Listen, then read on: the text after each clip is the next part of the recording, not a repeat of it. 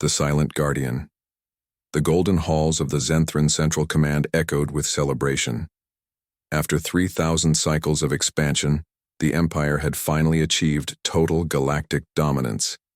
Every known system flew their crimson banner, every species bent their knee to their rule. High Commander Korthax raised his crystalline chalice, his forearms gleaming in the ornate chamber's light. Today marks our ultimate triumph. His voice boomed across the gathering of military elite. The last independent world has fallen. The galaxy is ours. The assembled commanders cheered, their various appendages raised in victory. They had crushed the Velkari Confederation, absorbed the techno-communes, and scattered the free traders to the cosmic winds. No force in the known universe could challenge their might. But in that moment of supreme confidence, a junior officer burst through the ceremonial doors, his scales pale with fear. "Hi, Commander. We've detected an anomaly in Sector 779. Korthax's celebration died on his lips. That sector had been empty space for millennia, a void between spiral arms where nothing existed but cosmic dust and forgotten dreams. "Explain yourself, Lieutenant." "A distortion field, sir, unlike anything in our databases. It's massive." The celebration hall fell silent. On the main view screen, sensor data painted an impossible picture. Where empty space should have been, something rippled like water disturbed by an unseen hand. The distortion stretched across light years, a veil hiding something vast. "Dispatch the Third Fleet," Korthax ordered, his earlier joy replaced by cold calculation. "I want to know what's behind that field." 3 days later, Admiral Vextor's dreadnoughts approached the anomaly. The Zenthran Third Fleet represented the pinnacle of military power, 50 warships bristling with weapons that could crack planets and shields that could withstand supernovas. "Admiral," his sensor officer reported, tentacles dancing across control surfaces, "the distortion is artificial. Someone created this. Impossible. We've mapped every civilization in this galaxy. No one has this technology. Sir, the field is collapsing." Like a curtain drawn back from a cosmic stage, the distortion field dissolved. What emerged made every being on every Zenthran ship freeze in disbelief. A single vessel hung in space, but what a vessel it was. The ship stretched nearly 10 kilometers from bow to stern, its hull a masterpiece of impossible geometry. Surfaces that should have been solid seemed to flow like liquid metal, while sections that appeared empty hummed with contained energy. Along its flanks, weapon ports lay closed like sleeping eyes, each one large enough to swallow a destroyer whole. But it was the ship's design that truly unsettled them. Where Zenthran ships were works of brutal efficiency, this vessel seemed almost organic, as if grown rather than built. Sensor readings made no sense. The ship registered as both there and not there, solid yet permeable, ancient yet impossibly advanced. On the hull, symbols glowed with soft blue light. Admiral Vextor's translator eventually deciphered them. 10. Perseverance. Humanity endures. Humans? Vextor's disbelief colored his words. That's impossible. Earth was destroyed 800 cycles ago. We glassed their world ourselves. Before anyone could respond, a transmission cut through their communications. The voice that spoke was calm, almost gentle, but carried an undertone of steel. "Zenthran vessels, this is Captain Elena Vasquez of the Terran Expeditionary Navy. You are approaching protected space. State your intentions." Admiral Vextor's shock transformed into rage. How dare this ghost from a dead world address him as an equal? "This is Admiral Vextor of the Zenthran Empire. Your species is extinct, your world is ashes. Whatever game you're playing ends now. Surrender immediately or be destroyed." A pause. Then, incredibly, the human laughed. Not with fear or madness, but with genuine amusement. "Admiral, I believe there's been a misunderstanding. Earth was never our only home. We learned that lesson long before you arrived. On every Zenthran screen, star charts appeared. Not their charts, but human ones, showing systems the Empire had never discovered, hidden behind distortion fields like the one that had just fallen. Dozens of them. Hundreds. "We've been here all along," Captain Vasquez continued. "Watching, waiting, Preparing. We hoped the galaxy might find peace without our intervention. It seems we were wrong. Admiral Vextor's tactical display screamed warnings. The human ship's power signatures spiked to impossible levels. Weapon systems activated that defied conventional physics. But most terrifying of all, more distortion fields were falling across the galaxy. Ships identical to the Perseverance emerged like sleeping giants awakening from a long dream. "You destroyed one world," Vasquez said, her voice hardening. "We built 1,000. You thought you were conquering the galaxy. You were only playing in our garden." The Third Fleet's weapons charged. 50 ships against one seemed like overwhelming odds. Admiral Vextor gave the order to fire. What happened next would be remembered as the moment the Zenthran Empire learned the price of arrogance.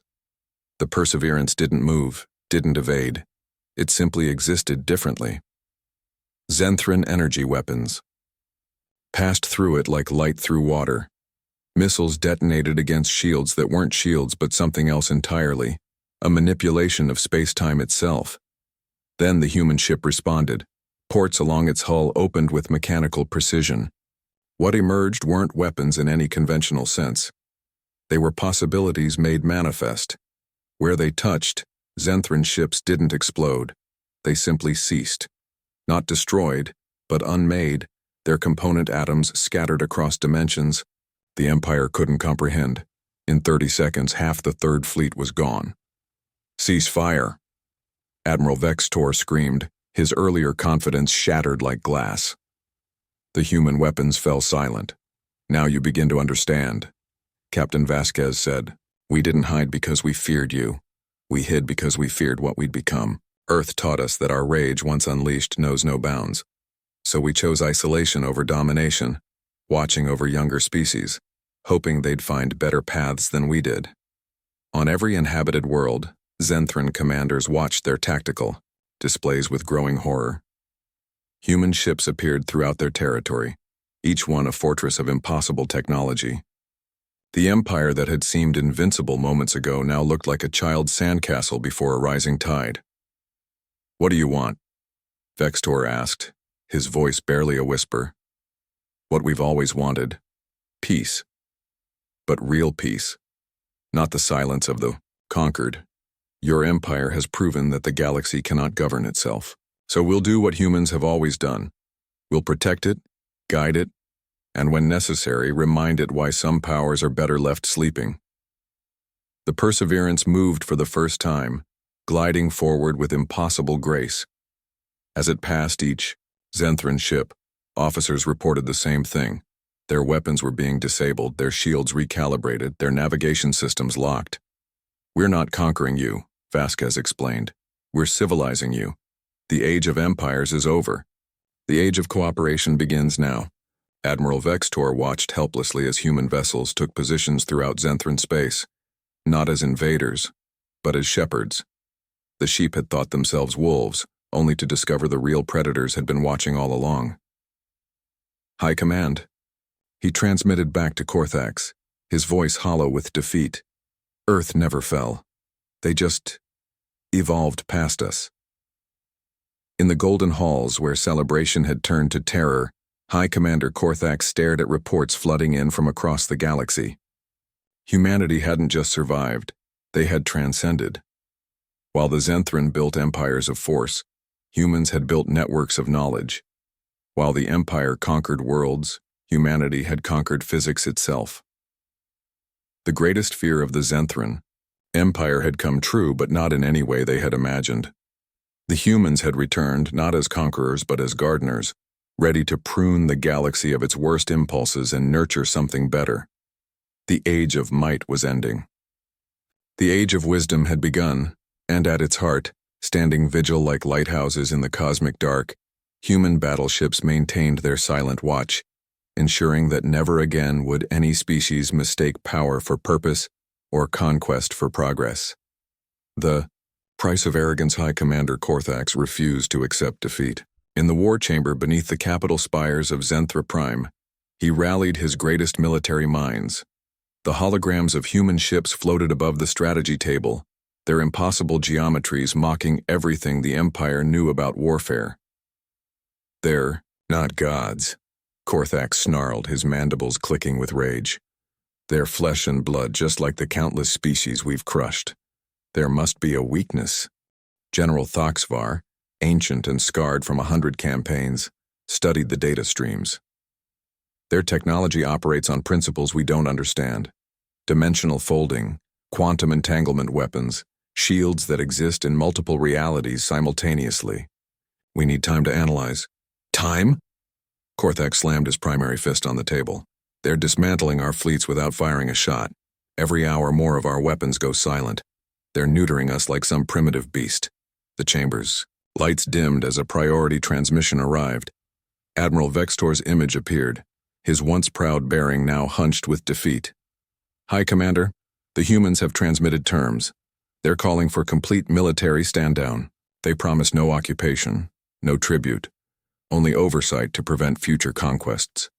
They say resistance will be met with educational correction. Educational correction? Korthax's laugh was bitter. They mock us even in victory. He turned to his assembled commanders. Initiate Protocol Omega. If we cannot rule the galaxy, we'll ensure no one can. The room fell silent. Protocol Omega was the Empire's final contingency. Planet-killer weapons hidden in the cores of conquered worlds designed as a galactic suicide switch. Sir, General Thoxvar's voice trembled. That would destroy billions of innocent lives. The humans forced our hand. Activate the protocol. Let them try to protect a galaxy turned to ash. Across Zenthran space, ancient mechanisms stirred to life. On 100 worlds, doomsday devices began their countdown. The Empire would take the galaxy with it into oblivion. Above Earth's former coordinates, Captain Elena Vasquez stood on the bridge of the Perseverance, her weathered hands clasped behind her back. The view screen showed the developing crisis in real time, red indicators blooming across the galactic map like a plague. Omega weapons activating in all sectors, Captain, her first officer reported. Lieutenant Commander Marcus Chen, descendant of Earth's last defenders, managed to sound calm despite the stakes. The Zenthran are going scorched earth. Vasquez nodded, unsurprised. Humanity's psychological profiles predicted this. Pride before preservation. It's a younger species trait. Initiate salvation protocol. Ma'am, that will reveal our full capabilities. The illusion of limited intervention was always temporary. Vasquez turned to face her bridge crew, men and women whose ancestors had watched Earth burn. 800 years we've prepared for this moment. Time to show them why humanity chose guardianship over godhood. The Perseverance transformed. What the Zenthran had seen was merely its passive state, like a sleeping dragon. Now, the ship revealed its true nature. Hull sections flowed apart and reconfigured, revealing structures that existed in more dimensions than the mind could grasp. The vessel became less a ship and more a focal point where humanity's will intersected with reality itself. Similar transformations occurred across the galaxy. Human vessels shed their disguises, showing forms that defied conventional understanding. They became nodes in a vast network, connected by technologies that treated distance as a suggestion rather than a law. In the Zenthran war chamber, alarms screamed as impossible readings flooded their sensors. High Commander, a technician's voice cracked with fear. The humans, they're everywhere. Not just their ships. They're inside our systems, our weapons, our very atoms. They're the planet killers deactivated, not destroyed, not disabled, simply convinced they had never existed. Across the galaxy, doomsday weapons became inert metal, their molecular structures rewritten at the quantum level. Impossible, Korthax whispered. No species can control matter itself. On the main screen, Captain Vasquez appeared, but now she wasn't alone. Behind her stood figures that seemed to shift between flesh and light, their eyes holding depths that spoke of centuries among the stars. High Commander Korthax, she began, her voice carrying new weight. Humanity died on Earth. What emerged from that cremation was something new. We scattered to the cosmic winds, yes, but we also dove inward, exploring realms of consciousness and reality your empire never imagined. The figures behind her solidified slightly. Humans, but evolved. Some bore marks of high-gravity worlds. Others showed adaptations to void life. All carried an aura of quiet transcendence. We became gardeners of possibility, Vasquez continued. Each hidden colony pushed the boundaries of what humanity could become. Some merged with their technologies. Others developed mental capabilities that render technology obsolete. We discovered that consciousness itself is the fundamental force of the universe. Korthax's tactical displays showed the truth. Human presence wasn't just ships and weapons. It was woven into the fabric of space itself. They had become part of the galaxy's operating system, guardian programs running in the background of reality. You're not human anymore, the High Commander accused. On the contrary, we're more human than ever. Curiosity, adaptability, and protective instinct, these traits only grew stronger, but we learned wisdom to temper them. Vasquez's expression softened slightly. Your species shows promise, Korthax. Fierce loyalty, organizational brilliance, the courage to face impossible odds, but you lack perspective. That's what we offer, not conquest, but elevation. And if we refuse? The human captain smiled sadly. Then you'll learn. Not through destruction, but through understanding. Your weapons will continue to fail. Your conquests will peacefully revolt. Your empire will dissolve, not in fire, but in enlightenment. Each world will discover its own path, guided but not controlled. Behind her, the evolved humans began to fade, returning to their posts across the galaxy. But their presence lingered, a weight of benevolent observation that would define the new age. We failed once, Vasquez admitted. Earth burned because we met force with force, hate with hate. We won't make that mistake again. The galaxy needs shepherds, not tyrants. Korthax looked around his war chamber, seeing it now for what it was, a monument to an obsolete worldview. His commanders stood silent, some with dawning understanding, others with stubborn denial. What happens to us? He asked finally. You join the community of worlds. Your military transforms into a peacekeeping force. Your scientists work alongside ours to unlock the universe's deeper mysteries. Your people learn that strength comes not from standing above others, but from lifting them up. And you? You'll rule over us all? We'll watch, we'll guide, we'll intervene when necessary. But rule? Vasquez shook her head. Humanity learned that power's greatest expression is in choosing not to use it. We'll be lighthouses in the dark, warning of dangers and showing safe passages. The galaxy will govern itself. We'll just ensure it has the chance to learn how. The transmission ended, leaving the Zenthran leadership in contemplative silence. Outside, across their capital world, weapons powered down for the last time. Ships, designed for conquest, began retrofitting for exploration. The Empire's iron grip relaxed into an open hand. In schools across former Zenthran space, new curricula emerged. Children learned not just mathematics and science, but philosophy and ethics. They studied the fall of Earth not as a victory, but as a cautionary tale of what happens when fear overwhelms wisdom. The transformation wasn't instant. Some worlds resisted, some commanders schemed, some populations clung to old hatreds. But each time violence threatened to resurface, human ships appeared, not to destroy but to contain, to redirect, to teach. They showed mercy to the merciless, patience to the impatient, wisdom to the unwise. It was a strategy more devastating than any weapon. The slow, inexorable conquest of hearts and minds through example rather than force. Years passed. The Zenthran Empire became the Zenthran Commonwealth, its former subjects now willing partners. Trade routes that once carried, weapons now transported knowledge. Colonies that had cowered under occupation now flourished in freedom, and always the human ships maintained their vigil. Children grew up seeing them as protectors rather than conquerors, their impossible forms becoming symbols of hope rather than fear. High Commander Korthax, now Elder Korthax of the Galactic Council, stood in the same chamber where he had once declared total victory. The war table had been replaced with a forum for peaceful negotiation. The weapon displays now showed cultural exchanges and scientific collaborations. Captain Vasquez visited occasionally, unchanged by years that had aged others. She never gloated, never reminded him of his former arrogance. Instead, they discussed philosophy, compared cultures, and slowly built the bridge between conquered and protector into something resembling friendship. "Do you ever regret it?" he asked one day. "Revealing yourselves? You could have stayed hidden, safe in your transcendence." "Safety was never our goal," she replied. "Humanity's curse is that we care too much. We can't watch suffering and do nothing. We tried isolation after Earth, but guilt is a poor companion for immortality." "Immortality?" She smiled mysteriously. "Another gift of our journey inward. Time is just another dimension to navigate.